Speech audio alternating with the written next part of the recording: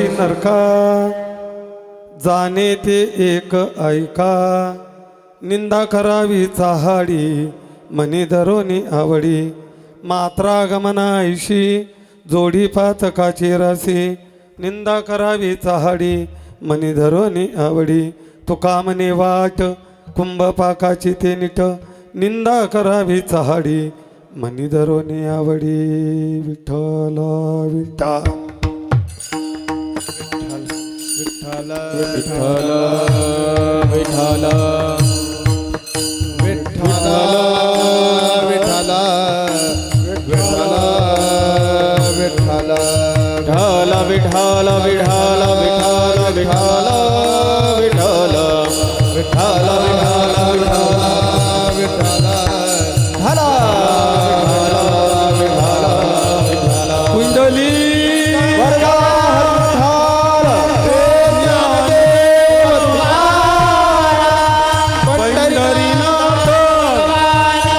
बोधेश्वर भगवान माऊली ज्ञानेश्वर जगद्गुरु तुकाराम सद्गुरु गंगा सद्गुरु नारायण गिरजी महाराज छत्रपती शिवाजी महाराज धर्मवीर विश्वगुरु निवृत्तीनाथ महाराज की जय.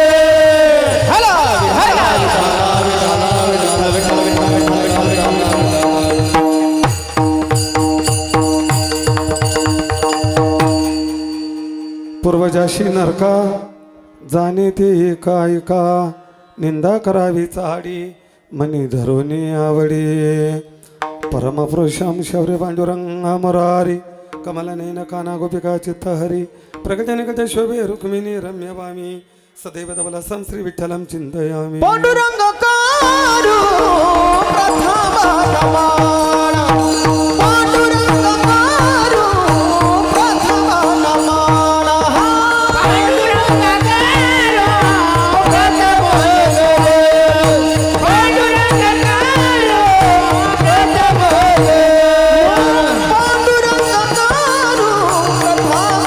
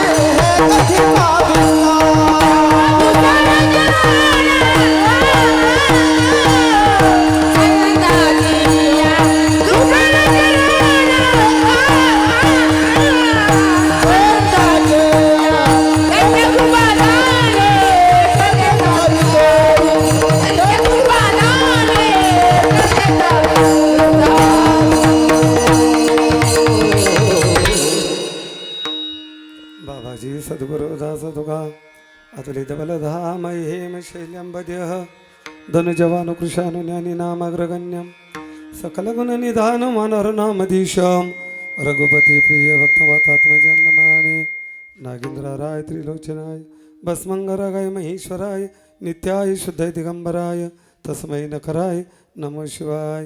गंगाभिशुद्धमनितवाद स्पर्शं सर्ववेष्टितं चुंबितं पुण्यस्थानं सराले स्थितं तं समाधिस्थं मूर्तिं नमामि. गंगागिरियोगीराजं तपोज्ञानवैराग्यभक्तिस्वरूपं सदा अलङ्कृतं साधुसन्न्यासयोगं मुखीयस्य वेदान्तशास्त्रार्थनितिं नमो नारायण गिरिजी ब्रह्मस्वरूपं दयांची केली स्मरण.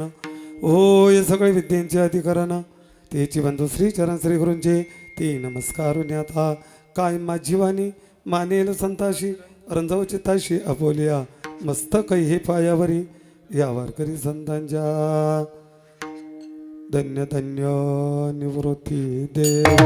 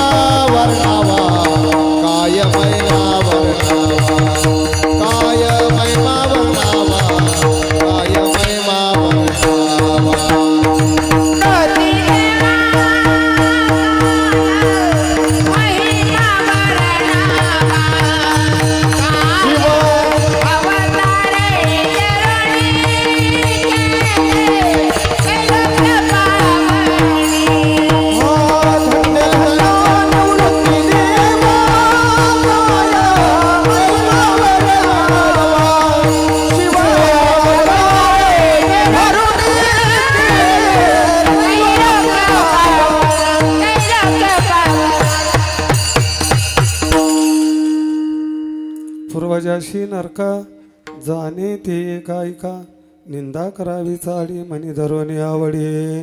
प्रस्तुत संकीर्तन शिबीसाठी निवडलेला अभंग महान भगवत भक्त विश्ववंदी जगद्गुरु श्री संत श्रीमंत तुकोबराय यांचा 4 चरणाचा पितरांचं पूर्वजांचं अधपतन कशाने होतं, ते नरकात कशाने जातात, त्यापैकी अनेक जी कारण आहे त्यापैकी एक कारण या अभंगामध्ये महाराज प्रतिपादन करतात. या अभंगावरती दिलेल्या संकल्पित वेळेत बोलण्यापूर्वी अल्पसा पर्यार्थीप्रमाणे विश्वगुरु निवृत्तीनाथ महाराजांच्या कृपाछत्राखाली भगवान गोंदेश्वराच्या कृपाछत्राखाली वसलेली पावन पुण्यमय भूमी श्री क्षेत्र गोंदेगाव.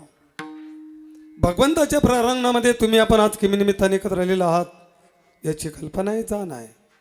तरीही सांगणं वक्त्याचं आद्य कर्तव्य ठरत असता या न्यायाने सर्वांच्या सुपरिचित असलेले आणि आज नसलेले वैकुंठवासी हरिभक्त परायण माधवराव उर्फ दादा दत्तू पाटील साळवे बाबांना यहलौकिक यात्रा संपूर्ण आज 1 वर्ष परिपूर्णत्वाकडे जात आहे. त्या निमित्ताने त्यांच्या पश्चात असलेला त्यांचा परिवार ज्यांनी केलेल्या कार्यक्रमाचं आयोजन, त्यांचे बंधू आहेत दशरथ दत्तू पाटील साळवे, दगू दत्तू पाटील साळवे, नारायण बाळा पाटील साळवे, त्यांच्या भगिनी आहेत सौभाग्यवती लीलाबाई कोंडाजी कदम, दुसऱ्या भगिनी आहेत गंगा भगीरथी जिजाबाई बाबूराव शिंदे, त्यांचे 2 सुपुत्र आहेत रामनाथ माधवराव पाटील साळवे, लक्ष्मण माधवराव पाटील साळवे, 2 कन्या आहेत संगीता दिलीप पवार अलका दिलीप पवार आणि दुसऱ्या कन्या आहेत सौभाग्यवती संगीता कसरू बोळी, सुनबाई आहेत रोहिणी निंबा साळवे. आता नातू पण तुम्ही वाचून घ्या, इतकेच पाठ झाले बरं का. विठाला विठाला विठाला विठाला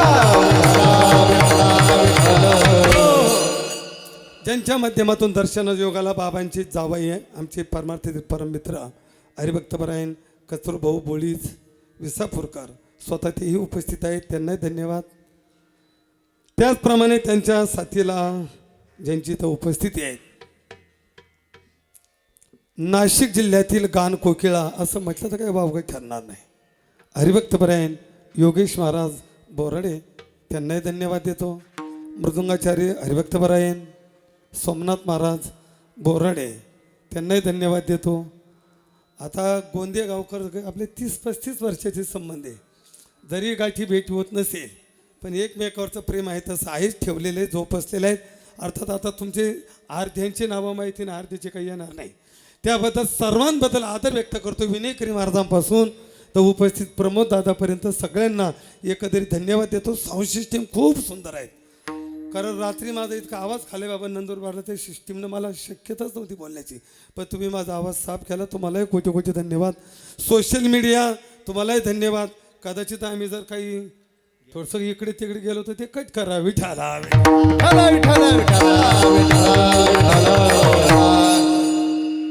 आम्ही कोणालाच घाबरते, फक्त सोशल मीडियाला घाबरतो. विठाला विठाला विनोद सोडा. साऊंड सिस्टीम अतिशय सुंदर आहे, तुम्हाला धन्यवाद. आणि माझ्या समोर बसलेले आपण सर्व अर्थात पितृतुल्य मातृतुल्य सर्वांना धन्यवाद वंदन. आणि अगदी दिलेल्याच वेळेत बोलण्याचा प्रयत्न करतो. प्रमाणात ठेवलं की बिनधास्त द्या. आज तुम्हाला पाहिजे तेवढं छान असे विठाला.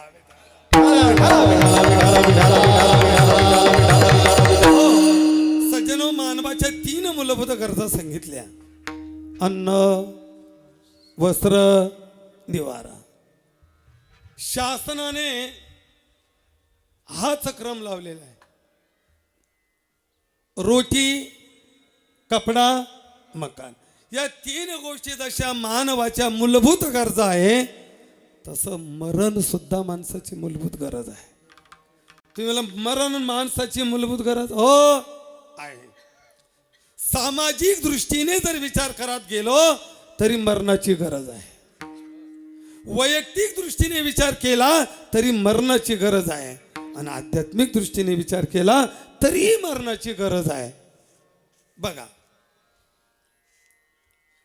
आतापर्यंत गोंदेगाव मधले किती माणसं मेली होत प्रमोद महाराज सांगता येतील? आपल्याकडे फक्त इतकीच यादी योगेश बाबा. कुठून?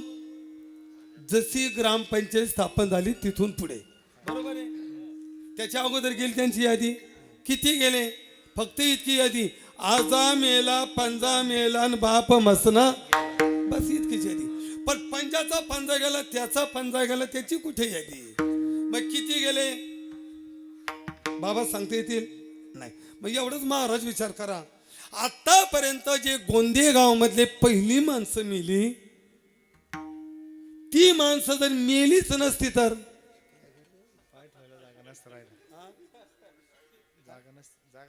असं आहे का? बरं.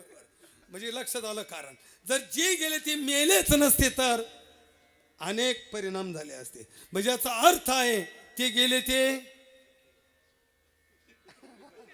अहो चांगलं झालं ना, आज काय करते? म्हणजे सामाजिक दृष्टीने विचार केला तरी मरणाची काय आहे?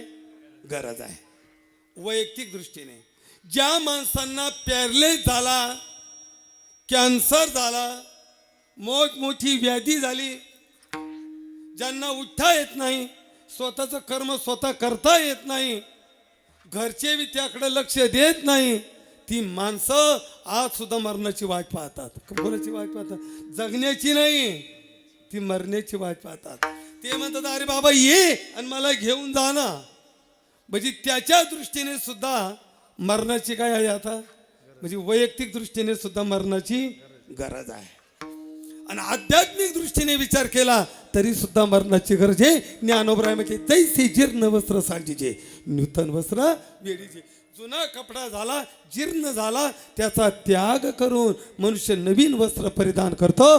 तसं आयुष्याच्या शेवटी जीर्ण झालेलं शरीर याचा त्याग करावा लागतो आणि नवीन शरीर धारण कर्मानुसार करावं लागतं. विठाला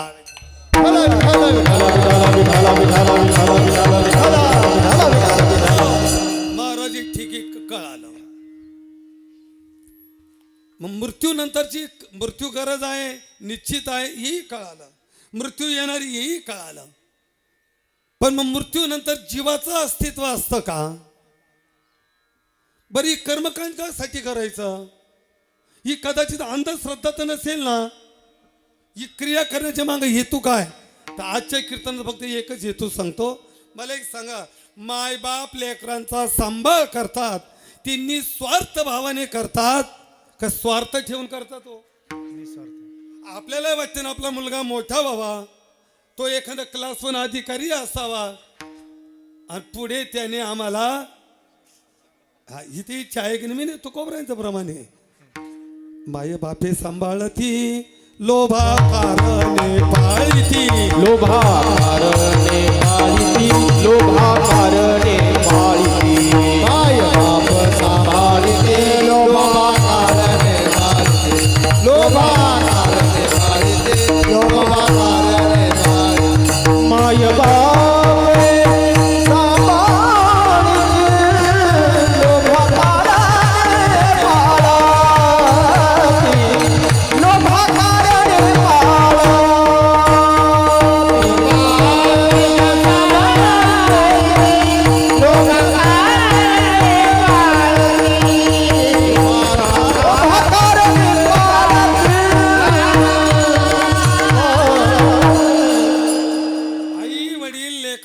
सांभाळ जरी करत असेल तरी ती मुलांकडून अपेक्षा करतात.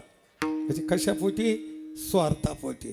फक्त समाजामध्ये अशी एकच जात आहे का कुठलाही स्वार्थ न करता ते तुमचा आमचा सांभाळ करतात, ते संत आहे.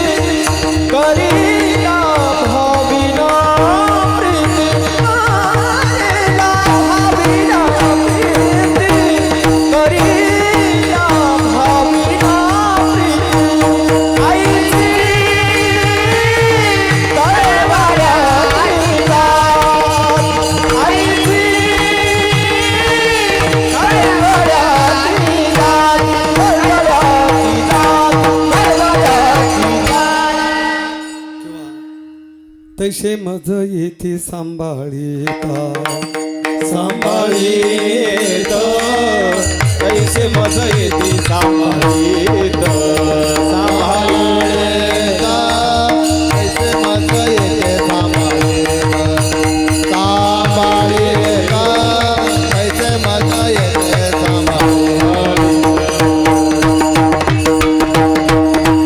का म्हणे वत्स धेनुवेची तैसे मज येथे सांभाळिता. फक्त संत तुमचा आमचा सांभाळ करतात ना, ते लोभ न ठेवता, स्वार्थ न ठेवता. आई वडिलांना जिवंतपणी अपेक्षा आहे, मुलांकडून जिवंतपणीही अपेक्षा आहे, आणि मेल्यानंतर सुद्धा अपेक्षा आहे. मेल्यानंतर आता इथे एक शंका तयार होईल, अहो अग्नी दिला, अस्थि विसर्जन झाल्या, मृत्यूनंतर कुठं काय अपेक्षा ते आहेत का त्यांना? हो, अगदी जवळून सांगतो. कच्चेश्वर महाराज कोपरगाव तालुक्यामध्ये गोदावरीच्या किनारी दशक्रियेचा कार्यक्रम. आता तिकडं दशक्रिया म्हटलं का खूप लवकर 7लाच हजार आणि 8ला 8 पाहावं लागतं योगेश बाबा. हां, अहो 7ला प्रवचन झालं, 8 वाजले, 9 वाजले, 9:30 वाजले, 10 वाजले, काक स्पर्शच होत नव्हता. बरं, जेवढं घरून पाठांतर करून गेलो होतो तेवढं होऊन गेलं. आता पुढं काय बोलायचं? बरं, कावळा नसेल तर ठीक आहे ना. अहो 2-5 कावळे आहेत पण तरी काक स्पर्श होत नाही. एक जण बसलेला होता नितीन दादा सारखा, तो म्हटला, महाराज जर तुम्ही मला प्रवचनानंतर 10 मिनिटं जर वेळ दिली तर मी 1च मिनिटात कावळा शिवून देतो. त्याला मला भल्यागरा साधूवर बोलायचं ना, जाय म्हटलं. त्याने गाडी चालू केली, गावात गेला. आहे का? तो कोणत्या दुकानात गेला तुम्ही मला विचारू नये, मी तुम्हाला सांगू नये. आता त्याने काय आणलं हे मला काही माहित नाही, पण परिस्थिती अशी होती देवा, तो पुढं कावळे माग होती. ती वस्तू त्याने काय आणलं ते पिंडावर ठेवलं, 1च मिनिटामध्ये काक स्पर्श झाला. याचं काय कारण? याचं एकच कारण, विनोद सोडा, आयुष्यभर ज्या इंद्रियाने ज्या विषय उपभोगले, थोडा आवाज कमी झाला माझा, आयुष्यभर ज्या इंद्रियाने जे विषय उपभोगले, मृत्यूनंतर सुद्धा त्या इंद्रियाची त्या विषयाची आसक्ती संपत नाही. म्हणून मन सुंब जरी जळाला तरी पीळ जळत नाही. विठाला विठाला विठाला विठाला विठाला विठाला विठाला. मग ते काय इच्छा करतात की आमच्या मृत्यूनंतर आमच्या मुलाने आमचा उद्धार करावा, आमच्या नरक यातना चुकवाव्या, असे ते आपल्या कुळाकडे इच्छा करतात. मी नाही, ज्ञानोबरांची ओवी सांगतो, पुढे जातो. ज्ञानोबराय म्हटले, तरी पितर काय करते कासयाने स्वर्गी वसती, म्हणून तीही येते कुळापाशी. विठाला विठाला विठाला म्हणजे इच्छा काय करतात की आमच्या मृत्यूनंतर आमचं ऊर्ध्वगमन मुलांनी करावं, आमचा उद्धार करावा, चांगली गती मुलांनी प्राप्त करून द्यावी. मग त्यासाठी शास्त्राने दिलेलं कर्म आहे. मग काय केलं पाहिजे? तर त्यापैकी पहिलं जे कारण दिलं, मृत्यूनंतर 3ऱ्या दिवसापासून तर 7व्या दिवसापर्यंत हस्ती गंगेत विसर्जन झाली पाहिजे. आता इथे विसर्जन शब्द घ्या बरं का, हस्ती ठेवायच्या नाही.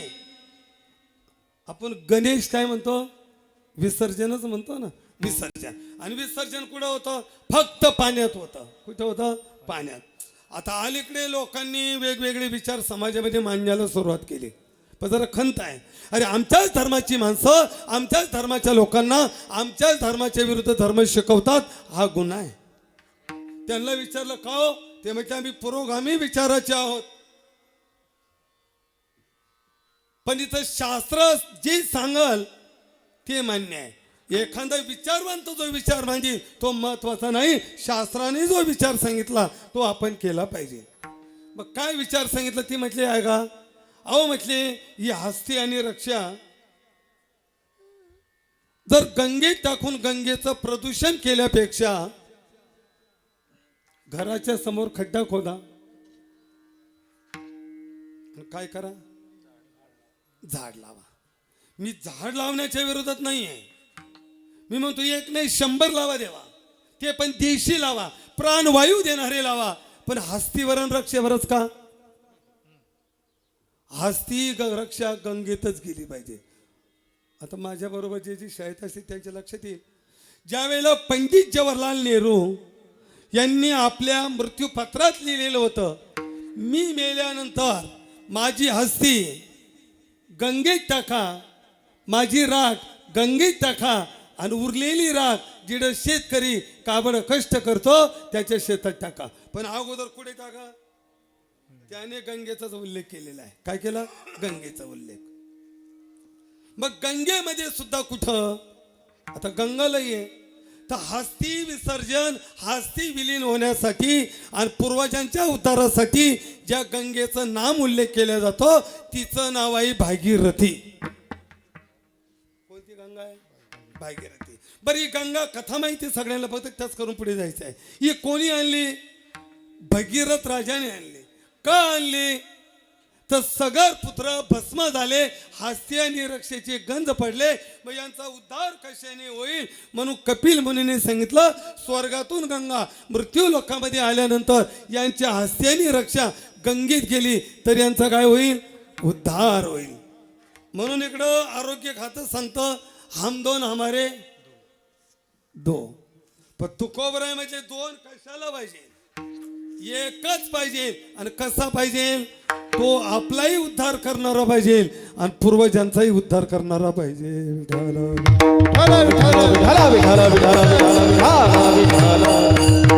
माय पुरे कची पुत्र पोटी, हरी स्मरणे उद्धरे कुळे कोटी. धन्यवंशी जन्मला भागीरथ, धन्यवंशी जन्मला भागीरथ, जन्मला भागीरथ, जन्मला भागीरथ. गंगा आनोनी पूर्वज केले मुक्त, गंगा आनोनी पूर्वज केले मुक्त.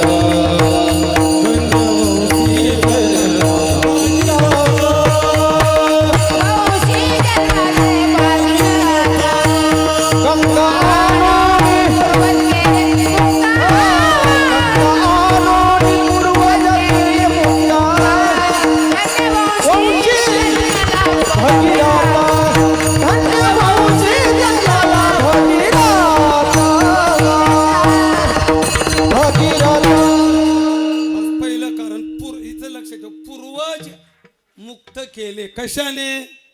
तर गंगेमध्ये हस्ती गेल्यावर. मग त्यांची इच्छा आहे म्हणून हस्ती कुठे गेली पाहिजे? गंगेत. पण अजून एक मुद्दा ऐकून घ्या. शास्त्रानुसार सूर्यास्तानंतर अंत्यसंस्कार करत नाही. सूर्यास्तानंतर. आणि जर अडचणीचा प्रश्न असेल तर शास्त्राने तिथे पर्याय दिलाय. आता तुम्हाला रात्री न्हाव्याला तर अंत्यसंस्कार करावाच लागणार आहे. मग शास्त्र म्हणतं सूर्यास्ताच्या आत त्या प्रेताच्या हातावर कापूर ठेवा किंवा अगरबत्तीने पहिला चटका देऊन ठेवा लागतो. कधी? सूर्यास्ताच्या आत. पण आपण तो विधी केला नाही.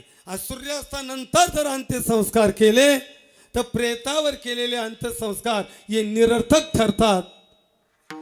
एक अंतविधी आणि दशक्रिया यामध्ये जर अमावस्या आली तरी अंत्यसंस्कार व्यर्थ ठरतात.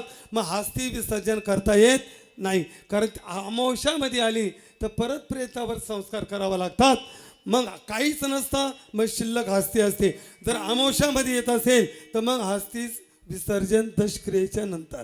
दशक्रियेला त्यावर संस्कार करून परत विसर्जन करावी लागते. याचा अर्थ असा आहे की पूर्वजांना आपल्याकडून त्यांच्या उन्नतीची उद्धाराची इच्छा आहे. विठाला विठाला विठाला विठाला त्यांचा उद्धार कशाने होईल? मग त्यांची काय इच्छा आहे? तर नाथ महाराजांना विचारा. नाथ महाराज म्हणतात आमच्या मृत्यूनंतर आमच्या मुलाने काय करावं? स्वये करावे पितृतर्पण, शनवती श्राद्धे जाण पितर उद्धरावे आपण, गया वर्जन करून या. आमच्या मृत्यूनंतर मुलानं पहिलं तर्पण केलं पाहिजे. मुलाचं कर्म काय? तर्पण. आता मुलाच्या दोन बाजू सांगितल्या. आई वडील जिवंत असतानाचं कर्तव्य वेगळं आणि मृत्यूनंतरचं कर्तव्य वेगळं. मग जिवंत आहे तोपर्यंत कर्तव्य काय आहे? एकच कर्तव्य आहे, आई वडिलांना वेळ दिली पाहिजे आणि वेळेवरती दिली पाहिजे. पहिलं कर्तव्य काय? वेळ दिली पाहिजे आणि वेळेवर दिली पाहिजे. कल्पना करा, वडील गोंदेगावला आहे, मुलगा मुंबईला आहे, वडिलांची तब्येत ठीक नाही आहे, बीपीचा आजार आहे. वडिलांनी मुलाला फोन केला, बाळासाहेब माझ्या गोळ्या संपल्या हो, मला त्रास होत आहे. बाबा संध्याकाळी जॉबवरून सुटलो का मी येतोय. वडिलांना बरं वाटलं, पण मुलगा आला नाही. सकाळी फोन केला, बाळा आलाच नाही. बाबा येणार होतो, उशीर झाला. आज येतोय बाबा, आज येणार होतो पण कंपनीची मीटिंग लागली, आज येणं शक्य नाही, उद्या येतो. 2 दिवस गेले. तिसऱ्या दिवशी परत फोन केला, का हो त्रास होतोय या लवकर. म्हटले बाबा निघालो. मुलाने तिसऱ्या दिवशी खाद्यपदार्थ घेतले, गोळ्या घेतल्या, मुंबईहून निघाला. नाशिकपर्यंत आला, अर्ध्या रस्त्यात आला आणि गावकऱ्यांचा फोन गेला, बाळासाहेब कुठपर्यंत आले? म्हटले नाशिकपर्यंत, लवकर या. वडील गेले. आता वडील गेले ना, किती दिवस थांबणार आहे? किती वेळ देणार आहे वडील गेल्यानंतर? 13 दिवस. मान्य आहे तुम्हाला? किती दिवस वेळ द्यावा लागेल?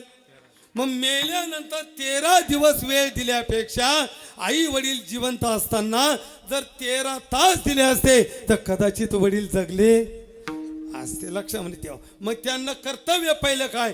वेळ दिली पाहिजे आणि वेळेवर दिली पाहिजे.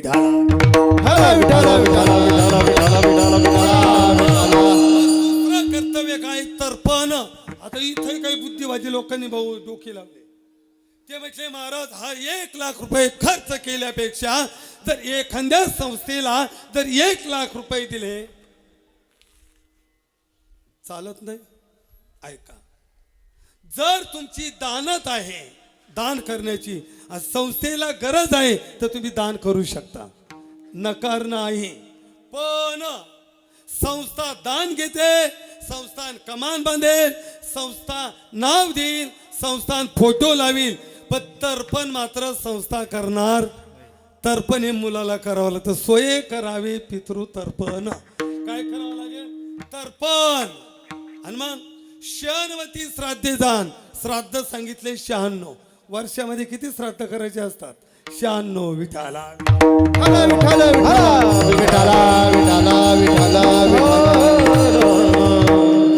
आणि मग 2 वर्जन सांगितला.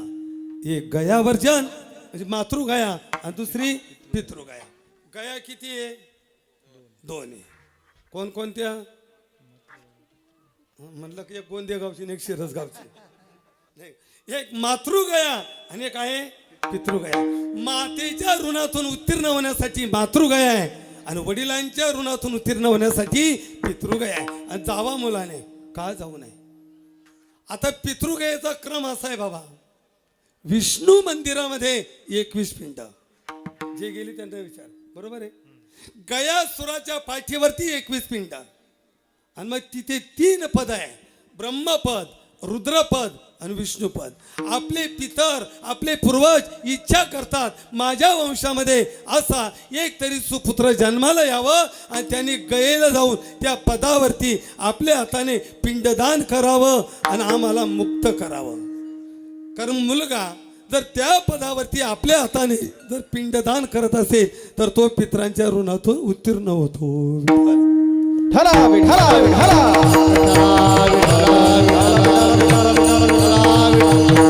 पिंड पदावरी दिला आपोल्या माझे झाले गयावर गण, माझे झाले गयावर गण, माझे झाले गयावर गण, माझे झाले गयावर गण, माझे झाले गयावर गण, माझे झाले गयावर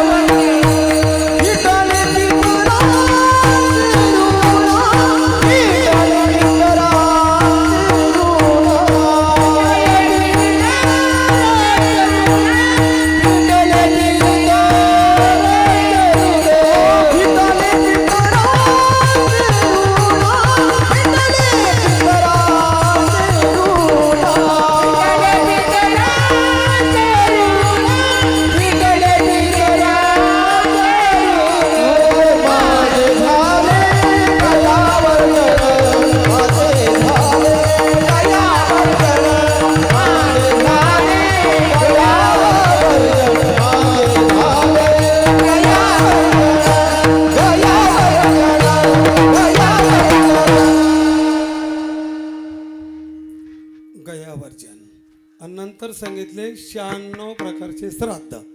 आता 96 नाही सांगत, फक्त एकच सांगतो, वर्ष श्राद्ध. आता श्राद्ध म्हणजे काय, श्राद्ध शब्दाचा अर्थ काय, तर व्याकरणामध्ये श्रद नावाचा धातू आहे आणि श्रद नावाच्या धातूपासून ज्या शब्दाची निर्मिती होते त्याचं नाव आहे श्राद्ध. श्राद्ध म्हणजे काय, किती मोठा मंडप दिला,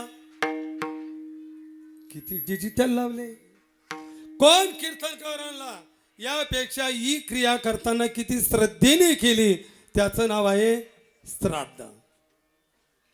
अजून एक वाक्य बोलतो, एखादा मुलगा माय बापाला देवता समजून शेवटच्या श्वासापर्यंत जर माय बापाचा सन्मान करत असेल, आदर करत असेल, व्यवस्थापन करत असेल,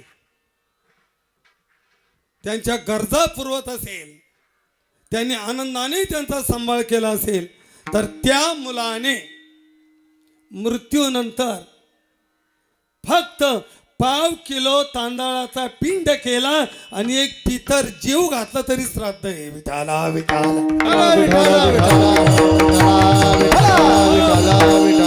सोमनाथ बाबाने तर बऱ्याच टायमाला घडतं भाऊ, बाप मुकला ताकाला लाडू घातले लोकाला, जिवंतपणे आई वडील अन्न करता मारायचे आणि मग मेलेवर सोळा.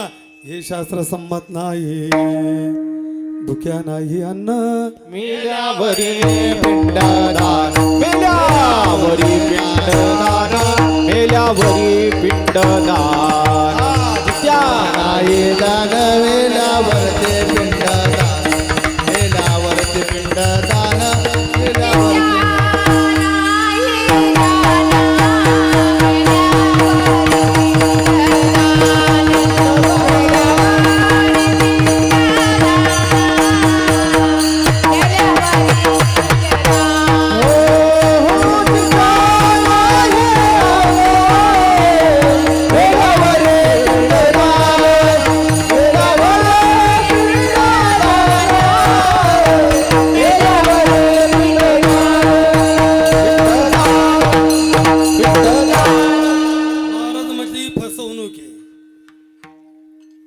भुक्या नाही अन्न, मेल्यावरी पिंडदान, आणि दुसरं पण म्हणा सचिव का, जित्या नाही घास आणि मेल्यावरी राखे दिस. दिस म्हणजे दशक्रिया.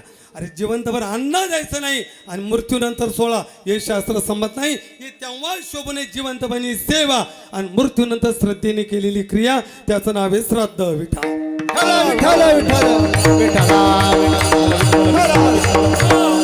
श्राद्ध केलं पाहिजे का, हो केलं पाहिजे. का केलं पाहिजे, तर जोपर्यंत श्राद्ध होत नाही तोपर्यंत जीवाची प्रेत योनीतून मुक्ती होत नाही. मग प्रेत योनी असते, हो असते. नंतर तुम्ही खात्री करून घ्या, आज ज्यांच्या श्राद्धाला आलो ना आपण, त्यांच्या सुना मुली जे असतात त्यांना विचारा, बाबा 2-5 दिवसात कुणाच्या तरी स्वप्नात आलेले असेल, आणि जर आले असेल तर त्यांना नंतर विचारून घ्या, शक्यतो जेवणच मागितलं असेल, खात्री करून घ्या. विठाला आले होते का कुणाच्या, सांगतील का, आले होते ना, मग सांगा ना, विठाला विठाला चला जाऊ दे, विनोद सोडा. अर्थात पितरांना अपेक्षा आहे, जर काही इच्छा पूर्ण असेल तर पितर पूर्वज आपल्या कुळाच्या स्वप्नामध्ये येऊन त्याची इच्छा पूर्ण करतात. आणि जोपर्यंत श्राद्ध होत नाही तोपर्यंत जीवाचा प्रेत योनीतून सुट्टी होत नाही, म्हणून श्राद्ध करावं लागतं. एक मन तुम्हाला माहिती आहे, बाप दाखव नाही तर श्राद्ध घाल. तुझा बाप जिवंत नाही, श्राद्ध करायची गरज नाही, आणि बाप गेला असेल तर श्राद्ध करावाच लागेल. बरं, श्राद्ध का करावं लागतं. आता मृत्यू लोकातून कच्चेश्वर महाराज यम लोकामध्ये प्रेत योनीला 16 नगर लागतात. किती नगर सांगितले, 16. आणि मुक्काम किती आहे, 12. त्यापैकी नरक आहे 42. त्या 42 नरकामध्ये 41 नरकाचा प्रवास माणूस आपल्या स्वतःच्या पुण्याईने पार करू शकतो. पण पू नामक नरक असा आहे, त्या पू नामक नरकातून जर तुम्हाला पलीकडे जायचं असेल तर त्याच्या मुलाने त्या पू नामक नरक उतरण्यासाठी त्याच्या मृत्यूनंतर त्याने काय करायचंय, पुण्यकर्म करायचंय. आणि तो मुलगा वडिलांच्या प्रित्यार्थ पुण्यादी कर्म करून त्याचा संच करून तो वडिलांना पू नामक नरकातून बाहेर तारतो. जो पू नामक नरकातून तारतो त्याचंच नाव आहे पुत्र विठाला.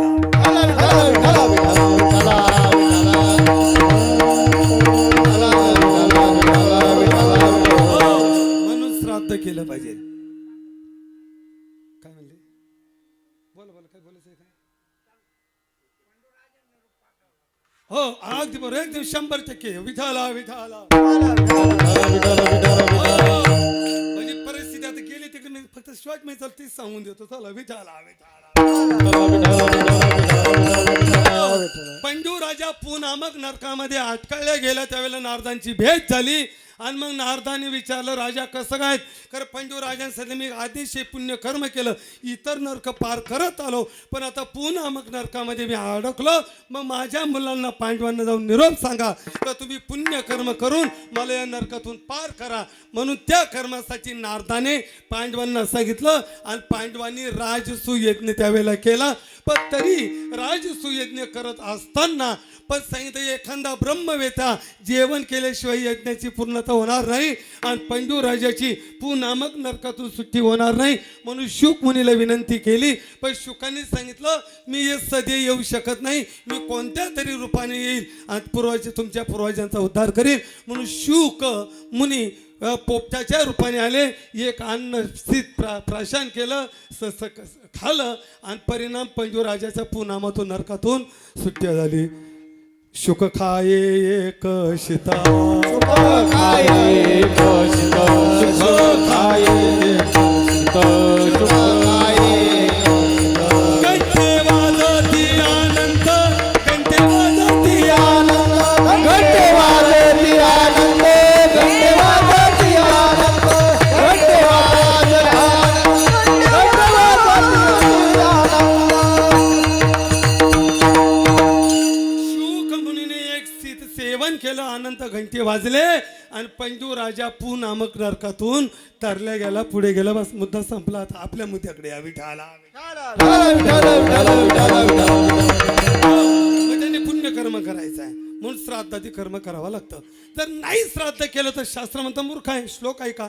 श्राद्धम पुरुष न ददती न दैवतानी चर्चिता सौहृद मित्र न लभते तमूर मूढ चेतस. ऐका, जो मुलगा हिंदू धर्मात जन्माला येऊन देव देवतांना मानत नाही, तमूर मूढ चेतसा, त्याला मूर्ख म्हटलेले. एक जो आई वडिलांच्या मृत्यूनंतर श्राद्धादी कर्म करत नाही, तमूर मूढचेतसा, तो एक मूर्ख आहे. आणि ज्याला चांगल्या विचाराचे मित्र मिळत नाही, तो कोणाशी मैत्री करतो, तो एक मूर्ख आहे. विठाला विठाला विठाला विठाला विठाला विठाला विठाला. त्याचा भोया भूमी बारा,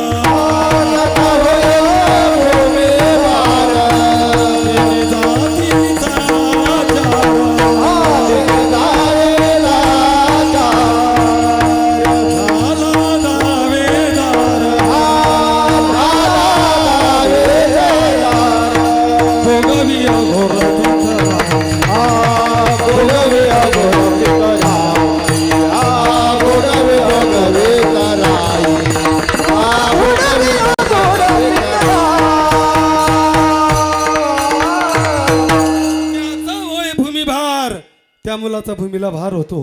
नेने जातीचा आचार म्हणून एक वाक्य आहे का?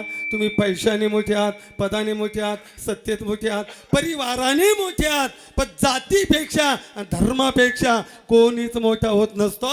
ज्या जातीत आपली जन्माला आलो त्या जातीची आचारसंहिता त्या मुलासाठी बंधनकारक आहे. आणि जो मुलगा मृत्यूनंतर श्राद्धादी कर्म करत नसेल त्या मुलाचा या भूमीला भार होतो. त्याचे पितर अधपतनाला जातात आणि पितर अधपतनाला गेले मग ते शाप देतात. कटा कटा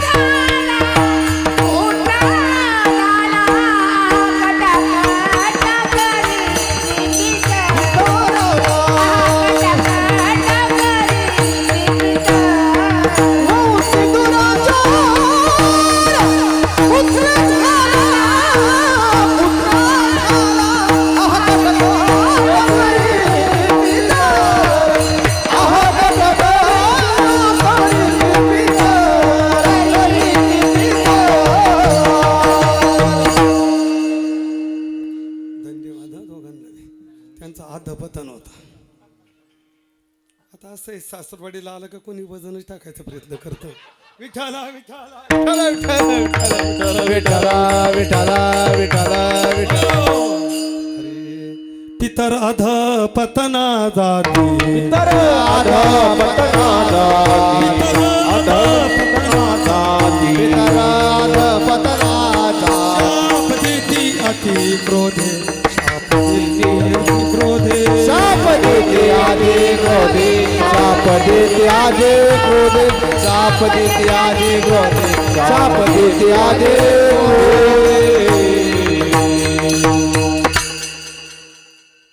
अधपतन होतं पितरांचं. आणि अधपतन झालं तर ते नाराज होतात.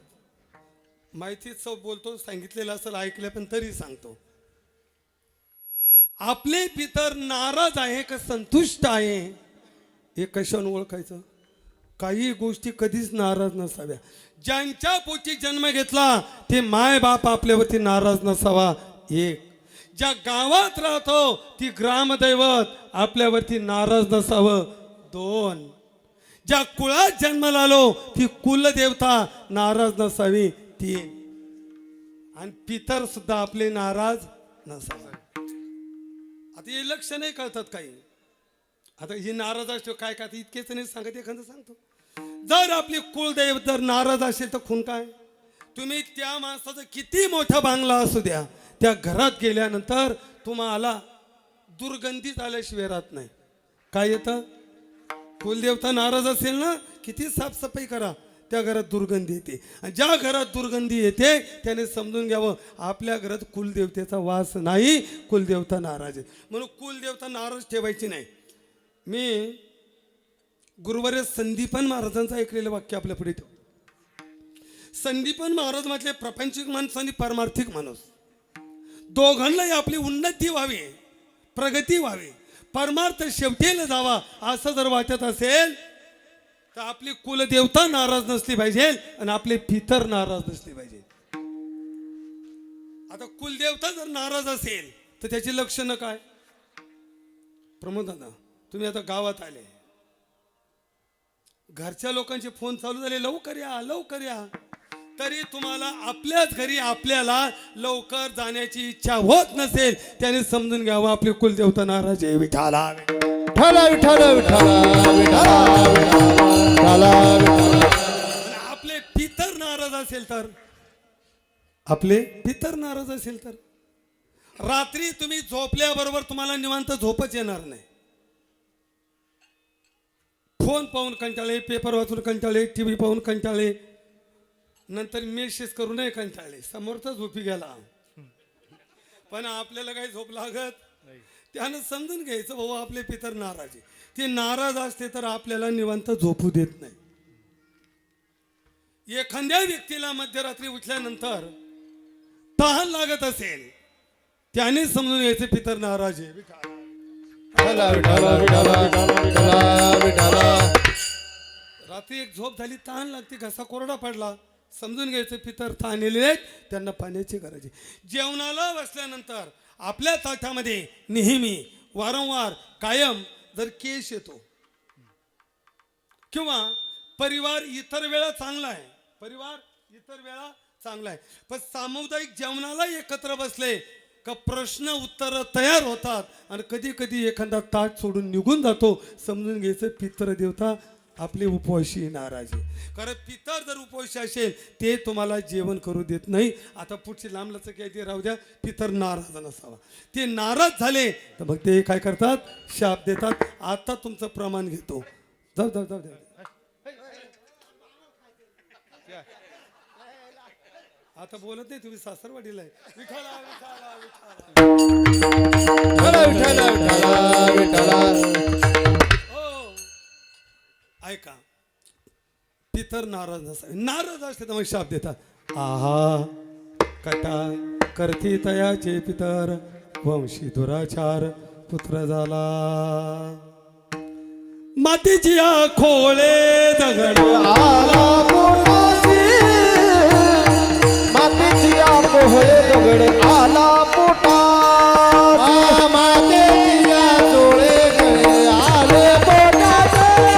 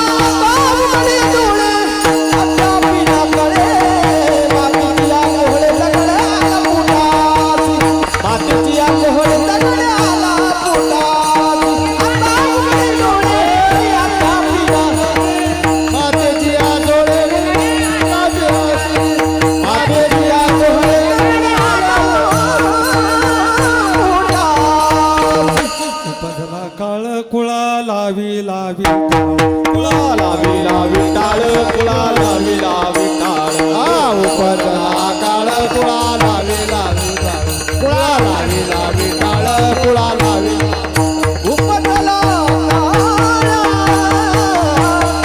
कुळाला विला विठाळ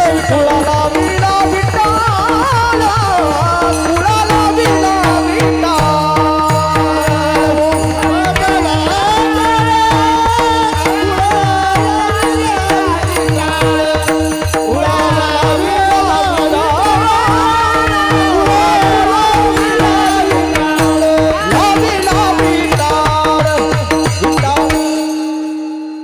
मग ते आपल्याला शाप देतात.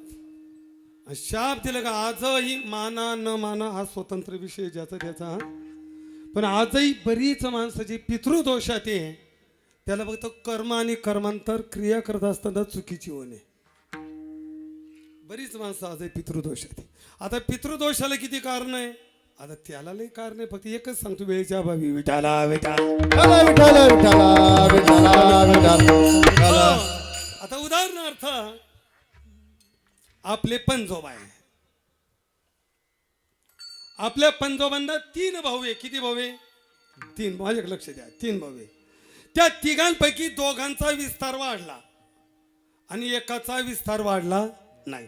मग ज्याचा विस्तार वाढला नाही त्याचा इस्टेट वारस हक्काने कोणाकडे आलं तेव्हा? त्या दोघांकडे पंजोबाकडे आलं. बरं, दोन्ही पंजोबा गेले वारस हक्क आजोबा, आजोबा गेले वारस हक्क वडिलांकडं, आणि वडील गेल्यानंतर ते वारस हक्काने इस्टेट कुणाकडे आलं? आपल्याकडे आलं. ऐका, आता वडील गेले ना, आता रामनाथराव असेल, लक्ष्मणराव असेल, यांनी जी पूजा केली, कोण आलं इथं? वडील, आजोबा आणि पंजोबा. किती आले? 3. पण ज्याचं इस्टेट खातोय त्याचं नावही माहिती नाही. त्याचं काय? आपल्याला नाही नाव माहिती, पण त्याला नाव माहिती ना आपलं, माझं इस्टेट हे खाता आहे म्हणून.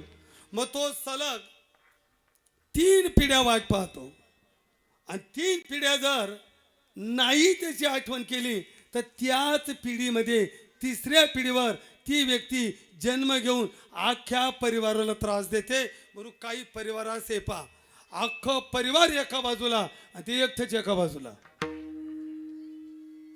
त्याचं आणि परिवाराचं समीकरण जमत नाही. बरं, त्याची खून सांगतो. त्याच्या वाट्याला आलेलं इस्टेट बरं का, ते चौकोनी नाही राहणार. मग शेत असो, घर असो का प्लॉट असो, तो तिरकोणी असेल. त्या शेतातून नाला तरी गेला, रस्ता तरी गेला, किंवा मुळात शेतच तिरपाय, आणि त्या शेतामध्ये न लावता जुनाट पिंपळाचं झाड असेल. कशाचं? लावलेलं नाही, न लावता जुनाट.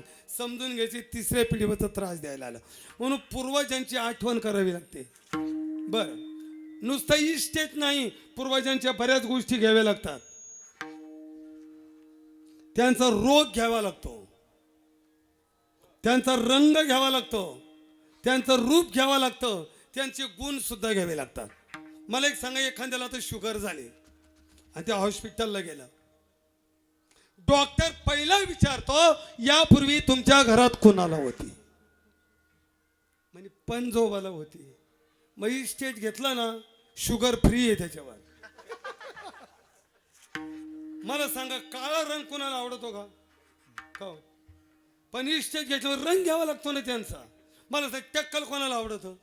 आवडतं का? आपण इस्टेट घेतल्यामुळे टक्कल सुद्धा घ्यावं लागतं. बरं, आपल्यामध्ये रक्त कुणाचं आहे? तर आपल्यामध्ये रक्त आपल्या पूर्वजांचं आहे. ऐका, त्यांचं इस्टेट वापरतो, त्यांचं रक्त वापरतो. मग किमान वर्षातून एकदा तरी त्यांची आठवण केली, आणि नाही आठवण केली का आला पितृदोष. विठाला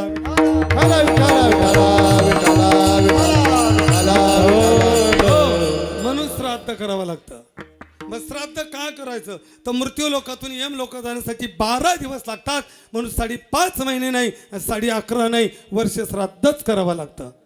मग तुम्ही म्हणाल काही गुरुजी 5.5 देते, 11.5 देते, याचे एकच. त्याचे कारण सांगतो. उदाहरण, साळवे परिवाराने गुरुजीकडनं पूजा पाठ केली, गुरुजींनी दक्षिणा दिली. गुरुजींनी ही दक्षिणा आज शुद्ध आहे, ही दक्षिणा घेतल्यानंतर त्या गुरुजींना घरी गेल्यावर प्रायश्चित्त घ्यावं लागतं. पहिले त्यांना कपडे बदलावं लागतात, त्यांना जाणव बदलावं लागतं, किमान 11,000 वेळा गायत्री मंत्राचा जप करावा लागतं. तसं हे दान शुचिर्भूत होत. आणि असे जे ब्राह्मण पूजाही करतात, प्रायश्चित्त घेतात, ते माझ्यासाठी वंदनीय, मी त्यांना वंदन करतो. पण काही पूजापाठ करतात, प्रायश्चित्त घेत नाही, हा पितृदोष त्या ब्राह्मणालाही सोडित नाही. म्हणून बऱ्याच ब्राह्मणांच्या घरी वेडे, मतिमंद, व्यंग, भोळसर आणि अजून वेगळे वेगळेच मुलं जन्माला आले. विठाला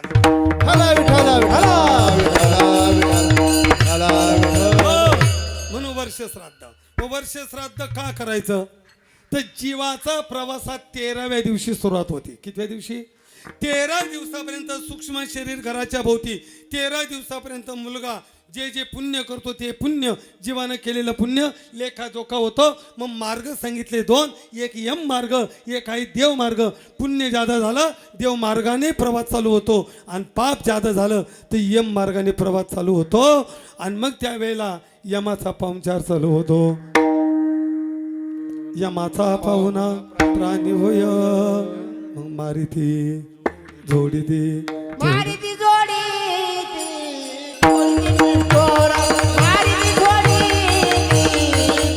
निष्ठोरा, मारिती जोडी यमाच्या किनार, मारिती जोडी यमाच्या किनार.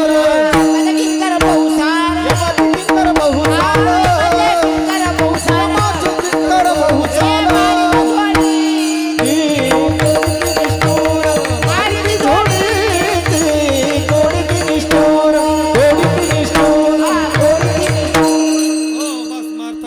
तोडतात.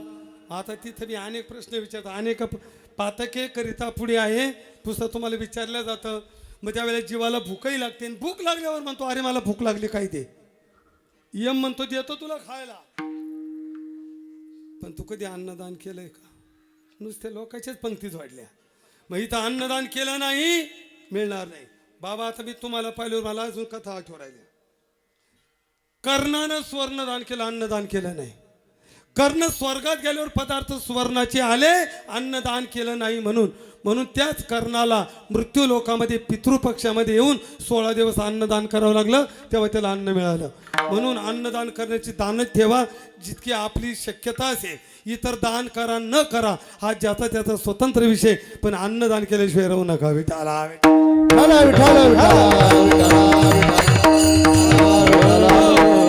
पहिला मुक्काम आहे सोमपूर नावाचा नगर. या शिवाजी बाबा या. विठाला विठाला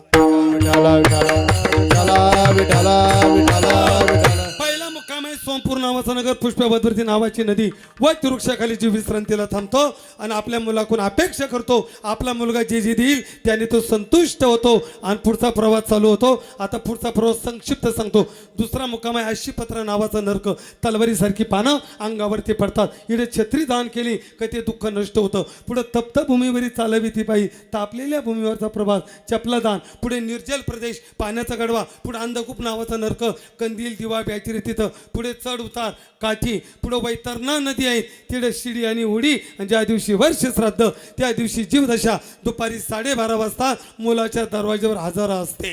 ऐका, म्हणून श्राद्धाचा पितर 12:30च्या आत जेवत नाही. सूर्य जोपर्यंत उत्तरेत जात नाही तोपर्यंत पितर पिंडाला स्पर्श करत नाही. म्हणून आजच्या दिवशी काही त्यांच्याकडे नेम आहे. ज्यांच्याकडे श्राद्ध आहे त्या मुलाने आज सकाळी स्नान झाल्यानंतर स्वतः गंध लावू नये, दुसऱ्याने लावला चालेल. स्वतः गाईची धार काढू नये, दुसऱ्याने काढली चालेल. आज सडा टाकू नये, रांगोळी घालू नये, हसू नये, रडू नये, विनोदाची गोष्ट करू नये. महिला मंडळीने विणीला गजरा लावू नये. आज कोणाला शाप देऊ नये, रागत बोलू नये आणि कोणाला विनमुख होऊ देऊ नये. 2 नंबर ऐका, ज्या मुलाने पूजा केली ती व्यक्ती आणि पितृस्थानी जे जावई असतील ते, त्या दोघांना आज क्रमे श्राद्धाला बनवलेलंच अन्न खायचं, दुसरं अन्न खायचं नाही. आज दुसरं अन्न खायचं नाही. दुपारं जेवण केलं, संध्याकाळी उपवास आहे, संध्याकाळी भोजन करायचं नाही. आणि जावयांना जेवढे कीर्तन करायला दक्षिणा देता येईल तेवढी त्यांच्याकडून नाही, जावयाने द्यायची असते. विठाला विठाला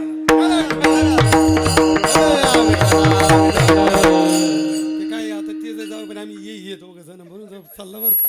विठाला विठाला विठाला विठाला विठाला विठाला विठाला विठाला विठाला. तशी आज ये भाई जमवले सगळे. चला विनोद सोडा. आणि मग आज ज्या व्यक्तीने पूजा केली ती व्यक्ती आणि पितृस्थानी असेल ते दोघांनी पिंड सोडून आज कुणाचं दर्शन करायचं नाही.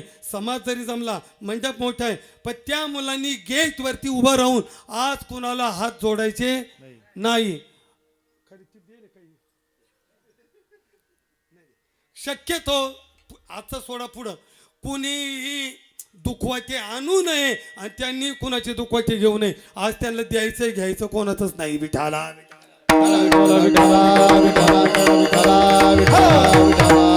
वैयक्तिक विषयांतर आहे पण समाजासाठी मुद्दा बोलतो. कुणाला राग आला तरी चालेल काय कुठेच दुखवाटे नेऊ नका. कारण न्यायचे नाही ना घ्यायचे सुद्धा नसतं. आज फक्त द्यायचं असतं. ही जी चाल रिवत आहे ना हा त्यांचे जवळचे जे पाहुणे असतील त्यांनी अगोदर करावं. त्यांना काय करायचं असते. पण श्राद्धाच्या दिवशी येणाऱ्या माणसानं कुठलाही दुखवाटा आणू नये आणि यांनी पण घेऊ नये. विठाला विठाला. आणि मग मुलगा दक्षिणेला तोंड करतो ना करतं पिंडदान अंगठ्याने करतो ना वडिलांच्या ऋणातून उक्त होतं आणि त्याला पुढचा क्रमानुसार पुढचा मार्गक्रमण होतं. मग त्यांच्या उद्धारासाठी श्राद्धादी कर्म आहे. असे अनेक कर्म आहे. त्यांच्या उद्धारासाठी अन्नदान आहे. त्यांच्या उद्धारासाठी नामचिंतन आहे. कारण कलियुगामध्ये पूर्वजांचा उद्धार हा फक्त नामानेच होतो. विठाला विठाला. म्हणून काळ वेळ नाम उच्चारिता नाही काळ वेळ नाम उच्चारिता नाही काळ वेळ नाम उच्चारिता नाही काळ वेळ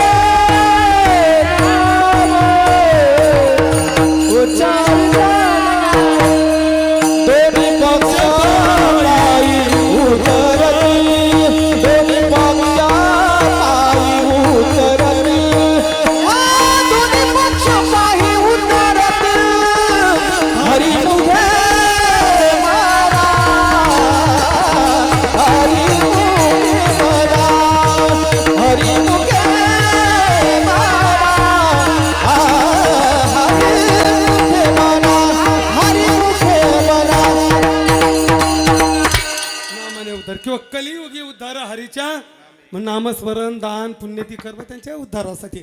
मग 2-3 कारणं ठेवले उद्धार कशाने होतो. पण नरकात कशाने जातात त्याचं 1-2 कारण ठेवतो आणि अभंगात प्रवेश करतो. विठाला नरकामध्ये कशाने जातात. आपल्या संस्कृतीमध्ये मुलगी जर लहान असेल तर तिला आपल्यापेक्षा लहान आहेत ना मुलीचा दर्जा आहे. खांद्याबरोबर असेल तिला बहिणीचा दर्जा आहे. आणि आपल्यापेक्षा वयाने श्रेष्ठ असेल तर तिला मातेचा दर्जा आहे. कशाचा दर्जा आहे. मातेचा दर्जा आहे. पण जो कोणी दुसऱ्याच्या स्त्रीची छेडछाड करतो वाईट नजरेने पाहतो तो तर नरकात जातोच जातो. पण त्याचे पूर्वज सुद्धा नरकात जातात. दाशीचा जो संग करी दाशीचा जो संग करी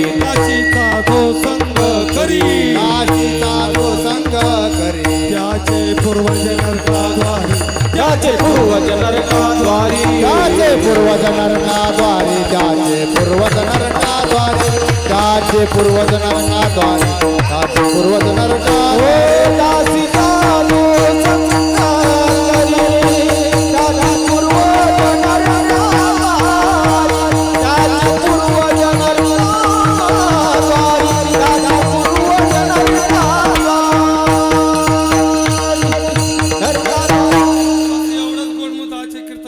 परश्री फक्त माते प्रमाण समजा. परवी आणणारी माऊली समान आणि नाही मानलं त्याचे पूर्वज नरकाद्वारी. 1 2 जो लाच खातो लोभ घेऊन खोटा न्याय करतो खोटी साक्ष देतो अधर्मी माणसाला बाजू देतो पापी माणसाला अनुमोदन देतो त्याचे पूर्वज नरकात जातात. तर फक्त प्रमाण सरळ आहे का. लोभावरी ठेवणी हेत जो करी असत्य न्याय नित त्याच्या पूर्वजा पतन नरकी किडे होती जाण विठाला म्हणून विनंती आहे अधर्मी माणसाला पाठिंबा द्यायचा नाही असत्यवादी माणसाला पाठिंबा द्यायचा नाही पापी माणसाला पाठिंबा द्यायचा नाही आणि जे धर्माच्या विरुद्धात राहतात त्यांना बाजू द्यायची नाही आणि जर बाजू द्याल तर आपणही नरकात आणि पूर्वजही नरकात विठाला विठाला शेवट संत वचनाला साधू वचनाला संत वाङ्मयाला ग्रंथाला अभंगाला खोटं म्हणायचं नाही आणि ते म्हणतात ना त्यांचे पूर्वज नरकात जातात आता एक अभंग कुठं अभंग आहे मुंगी व्याली शिंगी आणि तिचे दूध किती निघालं 17 राजन आणि पिले 12 कोणाचं दूध मुंगीचं आता ऐकणाऱ्याला कसं पटेल मुंगीचं दूध काढलं 17 राजन भरले आणि 12 ती प्याले कसं पटेल आता एक कुठं अभंग आहे आता काही अभंग हे महापुरुषांकडून समजून घ्यावे लागतात आता योगाची प्रक्रिया कुठं अभंग म्हणजे 17वेचे सन्निदेशी अनु हाताचा हलारुगाशिवाय वगैरे तिकडे जातो मला जायचं नाही ऐका पण हे एखादं खोटं म्हणाल का नाही म्हणाल जर तुम्ही याला खोटं म्हणले तरी पूर्वज नरकात जातात त्याच अभंगाचं चरण आहे विठाला विठाला विठाला विठाला विठाला विठाला विष्णुदास नामा म्हणे ऐका त्यांची ख्याती प्रत्येके जे म्हणते त्याचे पूर्वज नरकात जाते विष्णुदास नामा म्हणे ऐका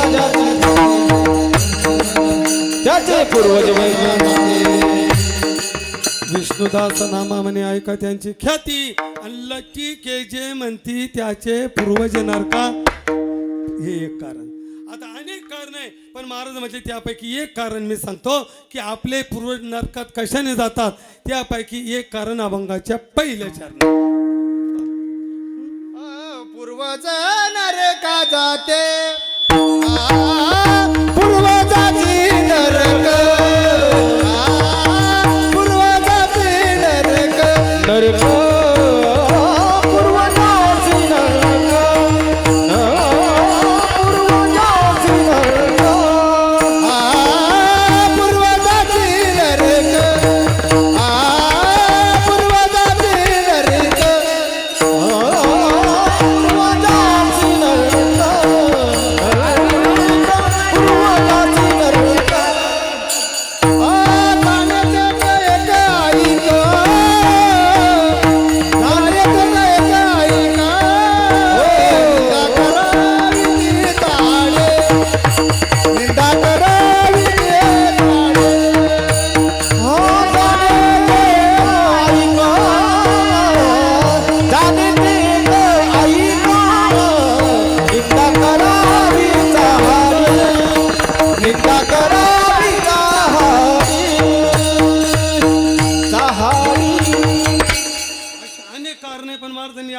कारण सांगितलं मारण म्हणजे ऐका पूर्वजासी नरका जाणे ते एक ऐका पूर्वज नरकात कशाने जातात ते एक कारण सांगतो आता ते कारण तुम्हाला एकदा संप्रदायाच्या नियमाने भजन झालं का मग सांगतो 5 मिनिटं सेवा संपवतो विठोबा जय जय ठोबा रखुमा जय जय विठोबा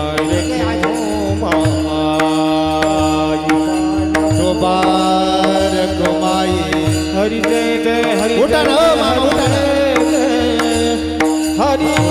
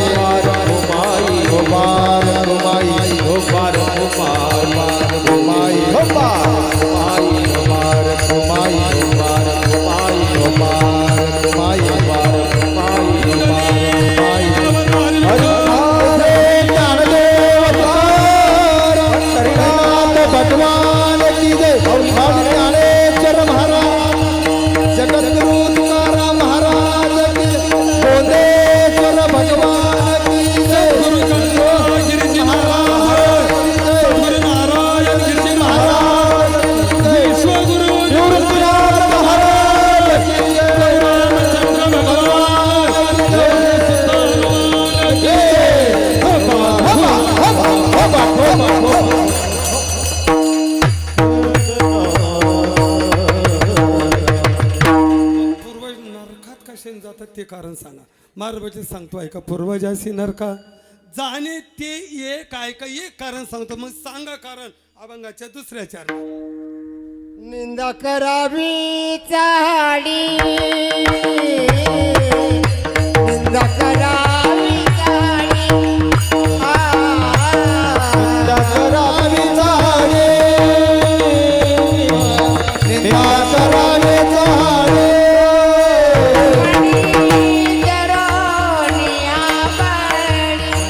मणिधरणी आवडी आवडी, निंदा करावी चाडी, निंदा करावी चाडी. मनी हरवली आवडी, मनी हरवली आवडी. आवडी निंदा करावे झाडे, निंदा करावे झाडे.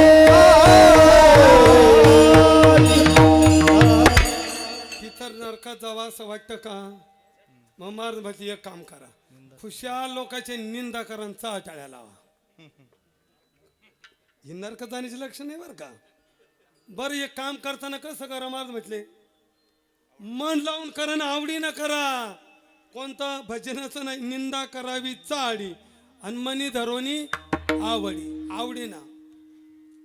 अजून एक प्रमाणे तुका म्हणे धीग आयशे झाले लोक निंदक वादक नरका जाती. कोण आहे तो? तिकडे नका. होय. वादक म्हणजे वाजवणारा नाही. वादक शब्दाचा अर्थ वाद लावणारा. भावात वाद, गावात वाद, जातीत वाद, गल्लीत वाद, भावबंदकीत वाद, हे वाद लावणारे आणि निंदा करणारे हे नक्की नरका जातील म्हणून सावधान. विठाला विठ्ठल विठ्ठल विठ्ठल विठ्ठल विठ्ठल. हो. आणि तुम्हाला वाटतंय ना नरकात आपण बी जाऊन पूर्व जावा. मग कुशाला आवडीनं काम करा. बरं जगामध्ये किती पाप. आता पाप 3.5 कोटी तिकडे जात नाही. पण ज्ञानोबरायांची एकच उभी आहे का. ज्ञानोबराय म्हटले जसं एखाद्याच्या जन्मपत्रिकेमध्ये जेवढे क्रूर नवग्रह आहेत ना हे त्याला क्रूर व्हावा आणि पत्रिकेत यावा. तसं निंदा करणारे आणि वाद लावणारे यांच्याजवळ जगातील सगळे पाप येतात. उभी आहे का. क्रूर ग्रहाची मांदी ज्ञानोबराय म्हणतात. क्रूर ग्रहाची मांदी जैशी मिळे एकची राशी तैशी येती निंदकापाशी अशेष पापे. तसं निंदकाजवळ जगातले पाप आहेत. आता मुख्य पाप किती आहे? 5. मद्यपान करू नये पाप आहे. मांसाहार करू नये पाप आहे. चोरी करू नये पाप आहे. परस्त्री गमन करू नये पाप आहे. आणि विनंती आहे जुगार खेळू नये. कपाळाला गंधन गळ्यात माळ तरी माणसं जुगार खेळतात. जुगार खेळू नये. जुगार सुद्धा काय आहे? पाप आहे. पण आता पाप सांगू का. स्वतः पत्ता खेळत नाही. पत्त्याला हातही लावित नाही. फक्त मागून सल्ला देतो टाक रांजण हानगुल्ल्या. पत्ता खेळणारा पापी पण सल्ला देणारा महापापी. तसं गावामध्ये चांगलं कर्म करण्याचा सल्ला देणारा तो पुण्यवान आहे. पण गाव बिघडायचे सल्ले देतात ना ते सुद्धा महापापी आहे. विठाला म्हणून समाजाचं संघटन पाहिजे. समाजाचा विचार पाहिजे. आज समाज महापुरुषांच्या पाठीमागे अनुसरला पाहिजे. विठाला विठ्ठल विठ्ठल विठ्ठल विठ्ठल विठ्ठल. प्रमाण दे. तुम्ही बिगर प्रमाणाचं नाही बोलला. केले पाप ज्याने दिले अनुमोदन दोन्हीशी पतन सारखेची. जो पाप करतो आणि पापी माणसाला जो अनुमोदन देतो त्या दोघांचं पतन पूर्वज नरकात जातात. विठाला विठ्ठल विठ्ठल विठ्ठल विठ्ठल विठ्ठल. हो. मग सगळ्यात मोठं पाप कोणतं आहे? मात्रागमन. मात्रागमन म्हणजे आईशी कर्म केल्याचं पाप. पण जो निंदा करतो आणि वाद लावतो ना त्याच्या माथ्यावर एक नाही किती पाप जोडतो. अभंगाचं 3रं चरण. मात्रा गमनाईसी आईसी मात्रा गमनाईसी मात्रा गमनाईसी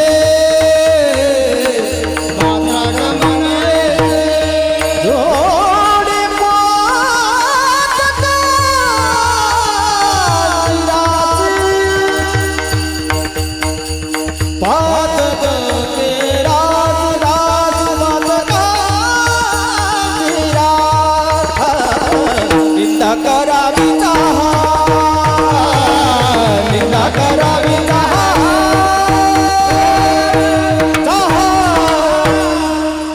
करणाऱ्यांचा तळे लावणाऱ्यांच्या माथ्यावर मात्रा गमनासारखं असंख्य पाप जोडतो आणि मग महाराज म्हणजे बेट्या तू मनुष्य जन्माला येऊन हानी केली रे, उद्धाराचा विचारच कशाला करतो?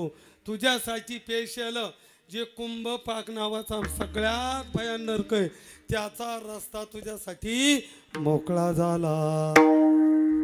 तुका म्हणे वाट तुका म्हणे वाट तुका म्हणे वाट तुका म्हणे वाट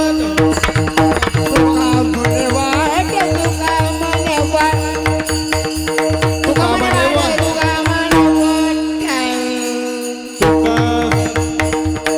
तुका म्हणे वाट तुका म्हणे वाट तुका म्हणे वाट तुका म्हणे वाट तुका म्हणे वाट वाट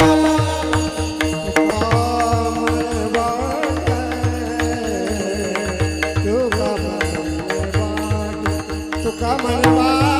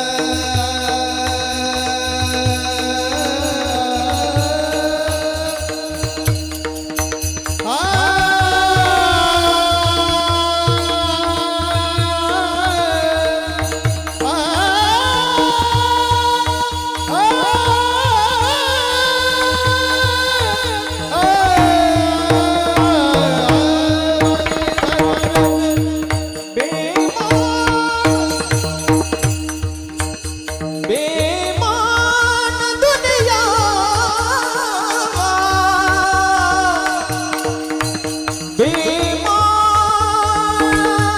दुनिया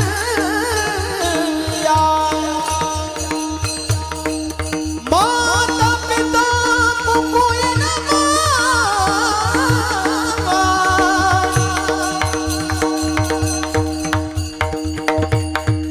माता पिता को कोई न औरत को भगवान साधु संत को कोई ना माने साधु संत को कोई ना माने ही जनो को भगवान रे आई रे विमान दुनिया आई रे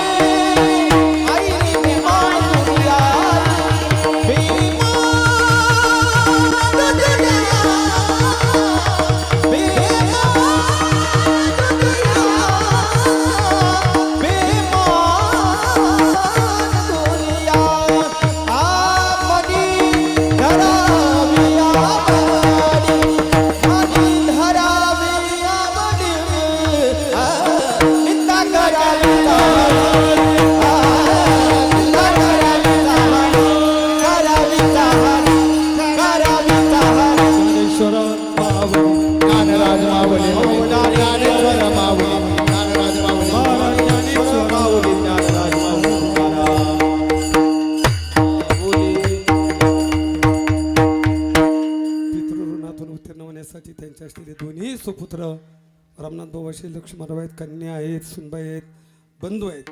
सुंदर आयोजन नियोजन केले, त्यांना धन्यवाद. इथं लाभलेली समस्त भजनी मंडळाचे आभार, त्यांना धन्यवाद. मृदुंगाचार्य, गायनाचार्य त्यांनाही धन्यवाद. साऊंड सिस्टीम त्यांनाही धन्यवाद. आणि त्याचप्रमाणे हाती आलेली एक सूचना, प्रतिवर्षी नियमाप्रमाणे याही वर्षी श्री क्षेत्र गोंदेश्वर देवस्थान अर्थात गोंदे गाव या भूमीमध्ये जगद्गुरू श्री तुकोबराय गाथा पारायण 16 वर्ष 25वे रौप्य महोत्सवी वर्षी आहे. आणि त्यानिमित्ताने महाराष्ट्रातील थोर अधिकारी महापुरुषांची कीर्तनं ठेवलेले आहेत, गायक वादक मंडळी आहे. त्याचप्रमाणे गाथा पार संगीत गाथा पारायण आहेत. तर ज्यांना जादा प्रमाणामध्ये बसता येईल त्यांनी बसावं, या सोहळ्याचे साक्षीदार व्हावे, आनंद घ्यावा अशी आयोजकांच्या पद्धतीने आपल्याला विनंती आहे. झालेली सेवा तुम्हाला सर्व सज्जनांच्या भगवान गोंदेश्वराच्या चरणी समर्पित करून शिवीला पूर्ण विराम करवी येईल. ते शिकेली बघा वाकडे केले त्या देवजाने कोणी बोलणार असेल त्यांनी इकडे या. विठ्ठल जय जय विठ्ठल.